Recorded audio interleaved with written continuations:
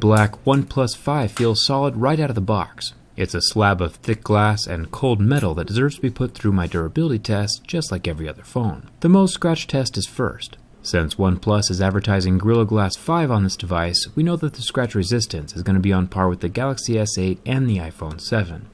It'll scratch at a level 6, with a deeper groove at a Mohs 7. The strongest screen I've ever tested was the Sapphire screen of the HTC Ultra, which scored a level 8. Either way, keys, coins, and razors will not scratch the OnePlus screen. Speaking of unscratchable, the home button is made from ceramic, a material harder than glass. This means that the fingerprint scanning touchpad won't be damaged by anything normal, unless, of course, your phone is tumbling around in a bag full of uncut diamonds, which would actually be a fantastic problem to have. Until then, physical fingerprint scanner damage is not going to happen.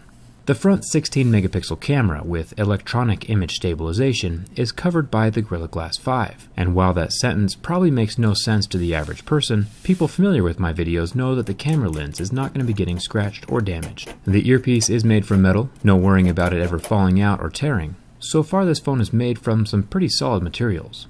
On the back of the phone we have one of my favorite new features, the dual cameras. When I first used a dual camera phone, I thought it was going to be a gimmick, but after using it, it's definitely a feature that's here to stay for a while. The regular 16-megapixel camera and the 20-megapixel zoom lens are both covered by the same piece of glass and are scratch resistant. The flash is plastic, but that's normal and nobody cares.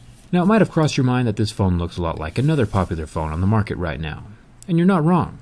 The iPhone 7 Plus and the OnePlus 5 are eerily similar. The iPhone does look slightly more premium with its aluminum body curving right up to the lenses, but it also has about half the megapixels as the OnePlus 5. My buddy Saf over at SuperSaf TV does some pretty sweet side-by-side camera comparisons, so it'll be interesting to see what he says about the cameras. I'll link his video in the video description. The OnePlus 5 and the iPhone 7 Plus do have a pretty similar physical footprint though.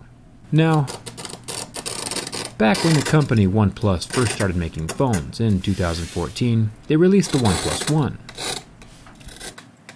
whose name might have been based off the exclusive invite-only system that was required to buy one of their phones. The OnePlus 2 was also invite-only, and finally, with the OnePlus 3, they got rid of that invite system.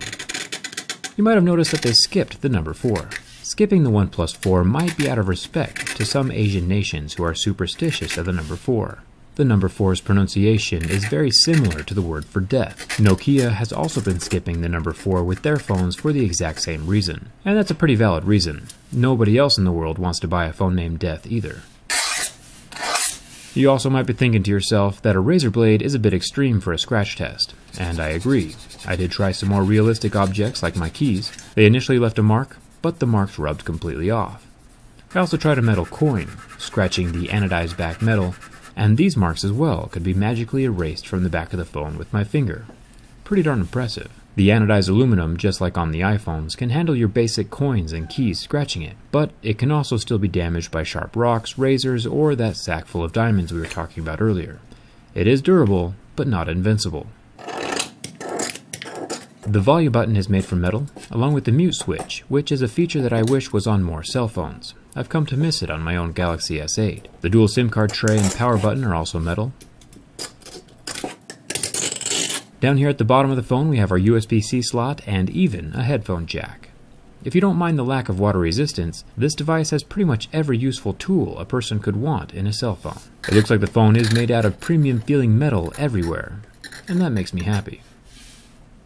Time for the burn test. The OnePlus 5 is rocking a 5.5-inch AMOLED screen and lasted a surprisingly long time under the heat from my lighter. It was burning for about 40 seconds before I noticed a faint white mark forming on the pixels. The pixels never did recover, so like if you ever drop your phone in a fire, try to rescue it as soon as possible, or just don't drop your phone in a fire. And finally we have the ultimate test of build quality, the bin test.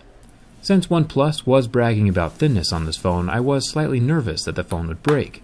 Turns out I had nothing to worry about. The screen does pop out from the frame, which shows us that there is no waterproofing adhesive, like we saw during my iPhone 7 test, but the phone locks out after the pop and does not bend any farther. It's even less flexible from the front side, since that screen is set down inside the metal frame, keeping things from moving around at all. This OnePlus 5 definitely passes the bin test. One interesting thing is that OnePlus is advertising 2.5D glass on their phone. If you remember, the HTC U11 advertised 3D glass. You can tell that the 3D glass has a major curve to it, while 2.5D is more of a bevel, leaving the glass itself flat, allowing it more give and play during any stressful situation. The rigid 3D glass, combined with that flexible metal frame on the U11, is what got it obliterated during my last durability test. The OnePlus 5 also has a plastic buffer between the glass and the metal, which will help the screen survive against impacts or drops. These subtle differences in construction that you normally wouldn't notice go a long way in the durability of a device. But like always, you can plop a case on your phone and just have nothing to worry about. I always have a case on my phone. I'm pretty impressed with the OnePlus 5. They have continued their tradition of solid build quality. Physically, it might look a lot like the iPhone 7 Plus, but it's several $100s cheaper, has more megapixels in the cameras, and includes a headphone jack, so it gets a thumbs up.